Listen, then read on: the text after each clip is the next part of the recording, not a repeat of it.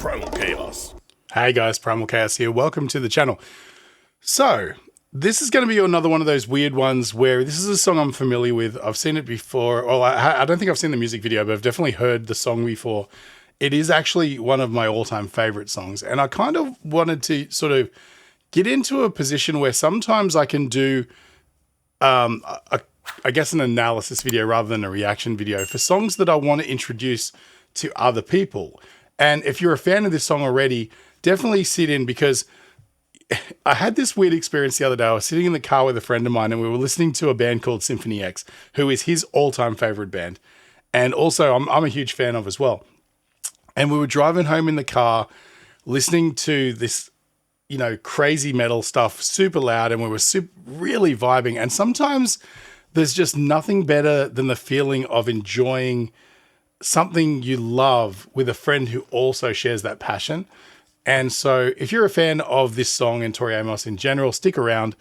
I'm not going to proclaim that I'm a huge Tori Amos aficionado. I only know, like with anything, if you follow this channel, there's very few bands that I've listened to everything they've ever done, right? I fixate on an album, I'll get obsessed with an album or a song, and then it's really hard for me to engage with anything else outside of that. It's just the unusual way that I'm put together. But this song is the quintessential Tori Amos song for me.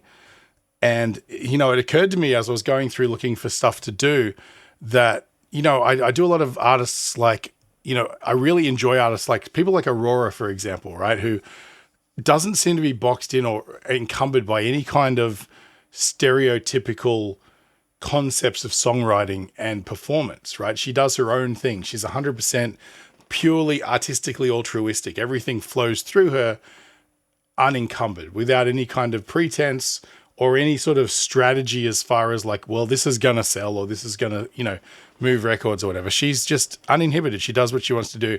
And I was thinking about how I really appreciate artists like that. And then Tori Amos just popped into my head like 5 minutes ago. And I'm like, man, I haven't listened to Little Earthquakes in forever. And it's, you know, it's one of those albums where I kind of fixated on it because when I heard a lot of the songs on there, I just wondered how you could write like that, or how better to improve the way that I produce art by learning lessons from that record. And so I thought, what better way to honor somebody who's such an amazing artist like Tori Amos than by, you know, it won't be a reaction because, you know, I've heard this song many, many times, but it doesn't change the fact that, and analyzing it through in this process with these headphones on in this space where I normally, you know, I'm pulling things out of thin air at face value. This one is kind of the same feeling. You tend to notice things you never noticed before, or because, you know, you're looking at it through the prism of trying to find things to talk about and things, you know, interesting little anecdotes and things like that. So you tend to listen to the music and watch the video with a different set of eyes and ears. So yeah, that's what I'm going to be doing today. How it turns out is anyone's guess. But look, to be honest with you, I just wanted to feature Tori because ever since I first heard this album that this is from, it's meant a lot to me. So, okay, without further ado, we're going to jump right in. But before we do, I just want to say this video today is brought to you in part by Enchroma. Enchroma make glasses for colorblind people like myself. So if you or anyone else you know may be colorblind, click the link in my description. It'll take you to their website where you can get a free eye test. And while you're there, maybe pick up a pair of glasses that'll help you see the world a little bit more like other people do. So we're going to jump right in now. Here we go. Tori Amos Winter official music video. Here we go.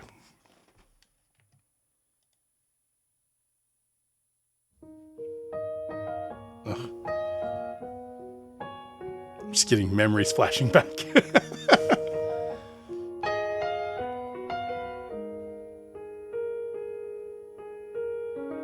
Snow can wait, I forgot my mittens. Wipe my nose, get my new boots on.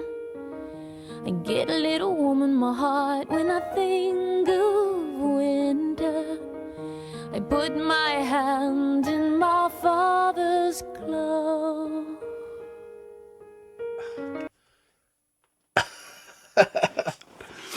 Oh man, already I'm vibing on this. The expression with which she plays piano, you can experience that in the first 6 or 7 notes of this song. just the delicateness, her ability to just, what's the word? To just dominate the dynamics of a piano. Like anyone who doesn't know how to play piano, like myself, I can, you know, I can do things on a piano. I'm not a piano player, right? But whenever I play, it's sort of clumsy and, you know, it's hard to sort of play really quietly, consistently. You always end up hitting a note and it's, you know, too much on one of the notes or whatever. And if you just listen to these opening notes, it's so beautifully dynamic. It's so quiet. You know? And then there's the kookiness of her as well, where she just pops into frame. It's like, hey, here I am, tight close up. Here I am, looking exactly like I do, you know? Snow can wait, I forgot my And just so engaging. It's like so personal. wipe my nose, get my new boots on. I get a little warm in my heart when I think of winter. I put my I love that the kids haven't been trained. They're just it's so innocent. I run off where the drifts get deeper. Sleeping Beauty trips me with a frown. I hear a voice, you must learn to stand up for yourself, 'cause I can't always be around. He says, when you gonna make up your mind? When you gonna love you as much as I do? When you gonna make up your mind? 'Cause things are gonna change so fast. All the white horses are still in bed. I tell you that I'll always want you near. You say that things change, my dear.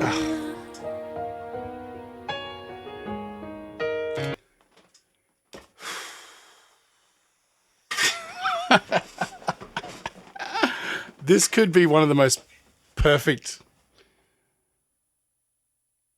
compositions and executions and, you know, just combination of music, video and audio that I think I've ever witnessed, you know, and I'm talking about the subtlety. I'm not talking about, that's a great piano sound, or I love the way that it's shot. I mean, obviously it's in the 90s because it's 4:3, all that sort of stuff, all aside. It's the subtlety. And this comes from understanding the song on an emotional level personally. The way that it drifts through, right? The concepts initially, it's about a young girl, very personal story, you know, like dealing with the love of her father and experiencing childhood memories of, like, you know, walking through the snow and holding his hand. And he's like, you got to learn to stand up for yourself because I can't always be there for you. You know, it's that moment of, like, in your childhood where you have to start thinking about, you're not always in a protective bubble. There's the world out there and the world can be dangerous and scary. But, you know, and then, you know, she's, you know, he's saying things like, when are you going to love you as much as I do? Like, you need to sort of open yourself up to the world, but also be prepared for the world, in that it's going to be tough and it can be scary and it can be hurtful and painful, you know. But all that aside, like, whether or not I may even be misinterpreting the lyrics, people do that. You experience things through, you project yourself onto poetry quite often, and you know, this may not be what the song's about. I don't know. It seems pretty cut and dried to me, but the only one who really knows is Tori, right?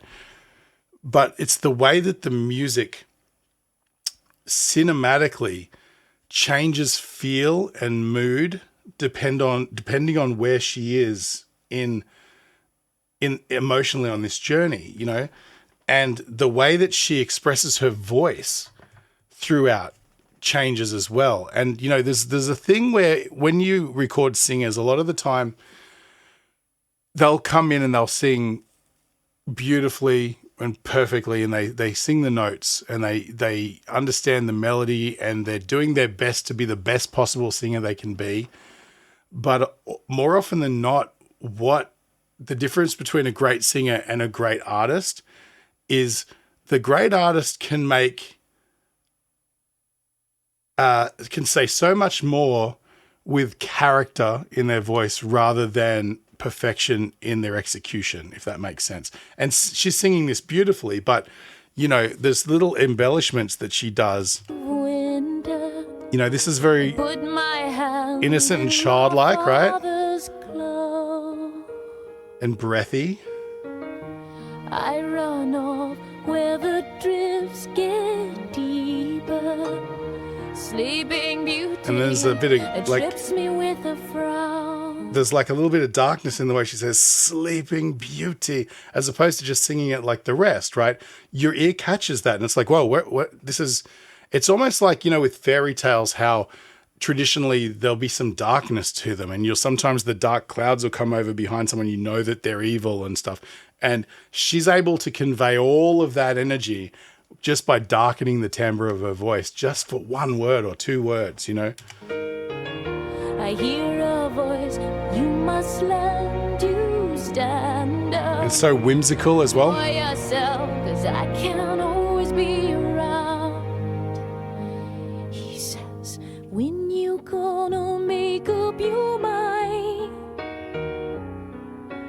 When you gonna love you is mine? Oh, the strings uplifting, right? When you gonna make up your mind? And now we start getting serious. Things are gonna change so fast. All the white horses are still in That hanging note just is a little ominous. It's not, but it is. ways. Want you near. You say that things change. And that low cello part just underpins the sort of unsettling nature of just this part. Right? I'm going to play it again without speaking over it, but just listen to how the character changes, that part where it just shifts into the kind of like this, malevolent's too strong a word, but it's this ominous sense that just feels, the song goes from being super lightweight and airy and cloud-like to just dark in the way that like someone like Nick Cave can make you feel like there's danger, right? Without showing it, without saying it, just the feel and the energy of how the song shifts in character gives you this sense of just impending doom, you know, but not quite like, you know, arch, like a horror movie or something like that. It's more just like emotionally subtle kind of anxiety, right? But just listen to this shift. I tell you that I'll always want you near. You say that things change, my dear. Boys get discovered as winter melts. Flowers competing for the sun, skating around the truth who I am. But I know that the ice is getting thin.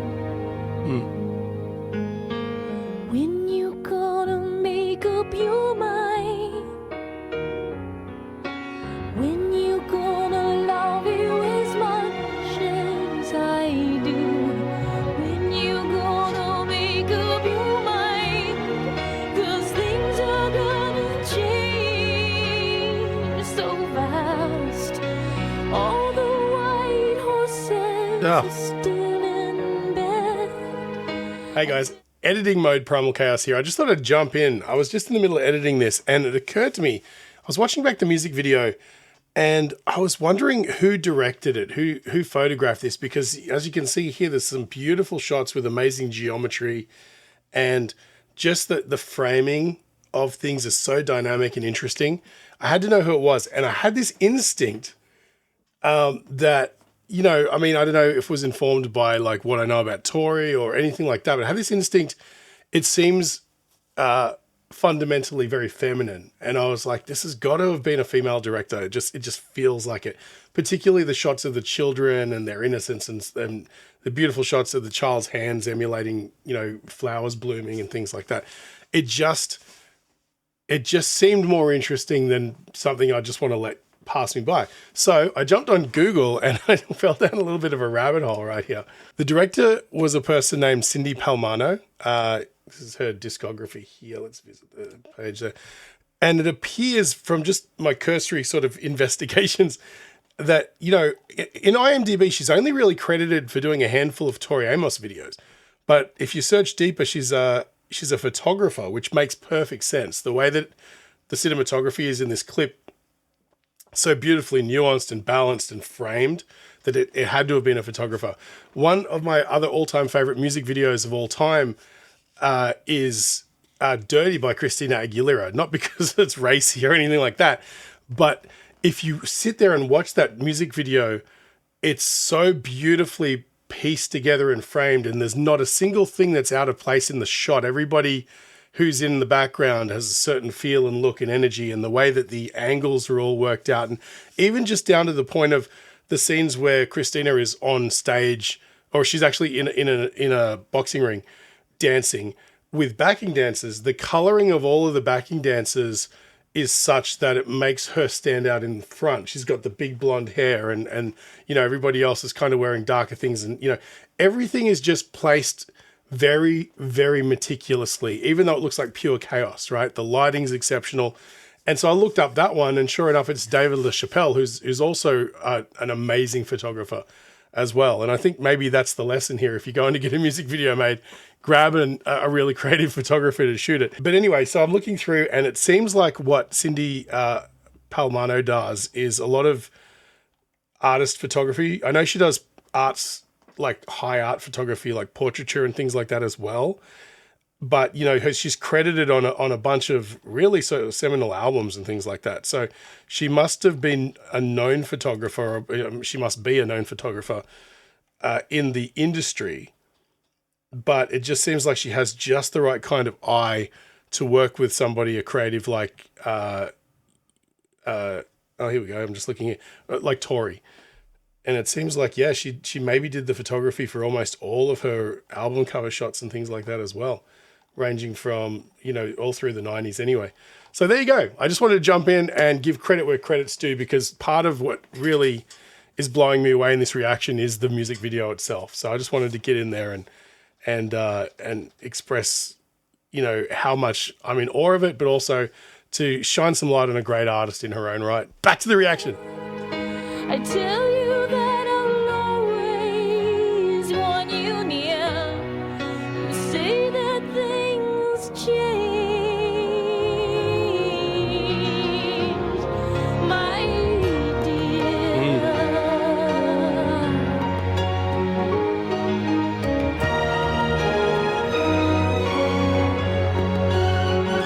So strange. Here is great. And again, now we're getting fiery, right? It's more passionate through this part.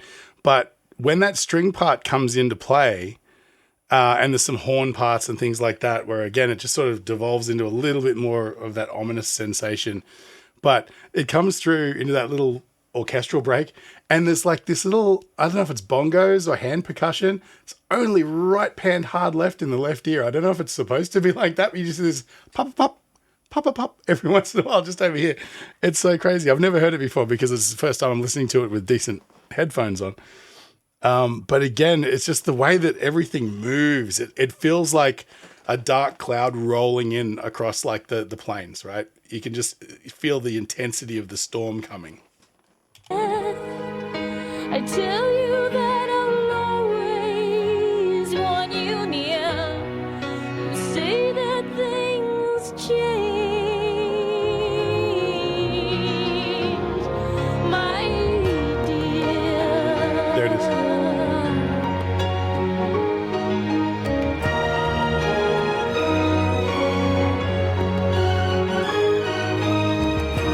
Here is gray and the fires are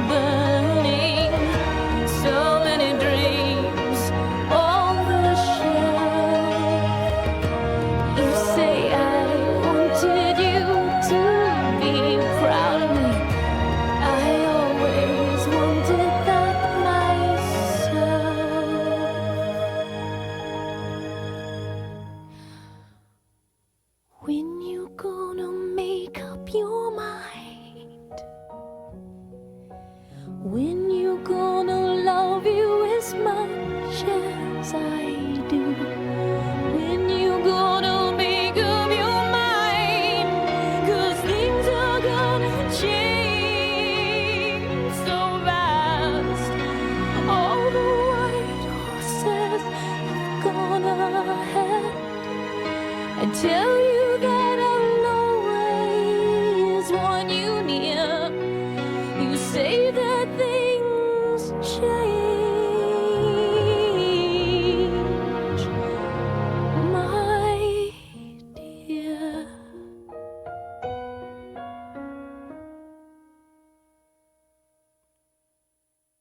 Oh, wow. And if you really will look carefully in between all of the ads that pop up at the end there, she nearly rolls a tear right at the very end. Oh my God. To me, that's absolute, like, emotionally connective musician, like, perfection. That everything about that is absolutely blissful. And you know what? It occurred to me through the second verse and the third verse, I don't even know 100% of the lyrics. I'm always just so swept away by the vibe of the song that I just, it doesn't matter. I feel what I feel, and it's, you know, and I mean, my story and Tori's story are going to be different anyway, but it doesn't matter because I can still connect to it emotionally myself through the sound and the expression of her voice and things like that. But, you know, it seems like it's this progression. You know, I always wanted you to be proud of me. I always wanted that myself. It's that whole thing. This is literally like an opus discussing life from the perspective of somebody throughout all of these three different ages. You know, it starts out being childlike. I put my hand in my father's glove, to boys get discovered as winter melts.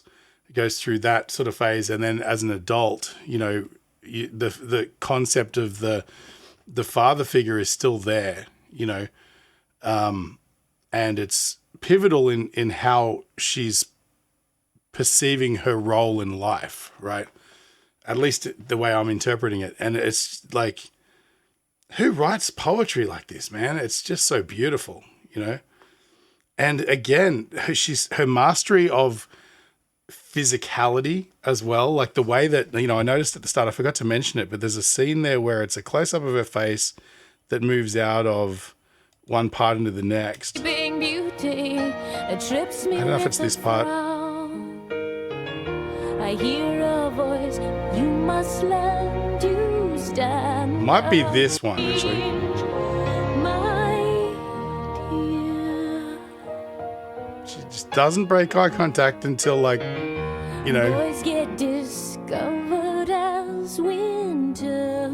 This I don't know. I could literally go on about this all day. You know, it's such a simple concept, so beautifully executed, and even just the music video, the way that it plays into the cover art of the album as well.